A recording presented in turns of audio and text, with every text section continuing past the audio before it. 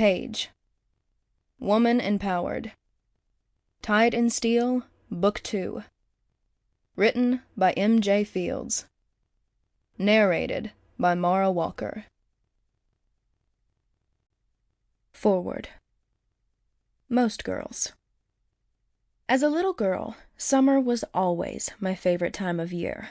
I was allowed to sleep in late and spend the days in our multi-generational home, doing all the things every little girl dreamed of doing. In the morning, I would dress in clothes of my choosing, not the normal school uniform I was forced to wear. I would eat a big, hot breakfast at a large table, surrounded by the two women in my life who I aspired to be like. And oftentimes, my maternal grandfather, who spoke in broken English, switching from English to Czech mid-sentence, was there as well. As a little girl, my family was everything. My mother was love. It seeped from her pores, through her smile, and in the way she cared for everyone in our home, our family. She was a seamstress, an artist, a dreamer, and a builder. Our clothes, our furniture, our artwork, it was all things she saw and wanted until she looked at the price tag, right before walking away from the object of her liking. She would spend hours hunting through thrift stores, consignment shops, estate and garage sales, until she saw something similar to what she hadn't been able to buy. After that, she would spend days working away at her most recent project to make it nearly identical.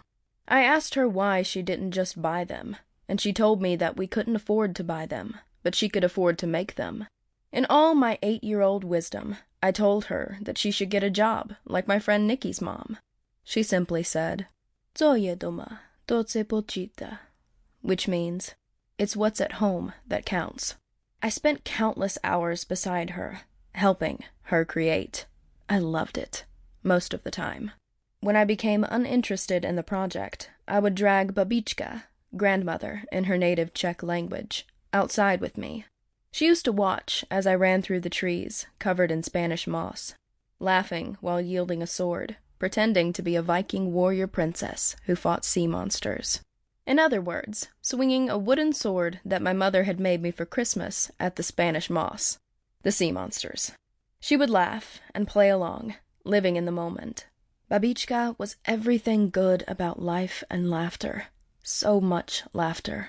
When Babička tired, I would make my way to the backyard where my grandfather, Dědeček, would be in the garden. He would immediately put me to work, pulling weeds or collecting. Sample complete. Ready to continue?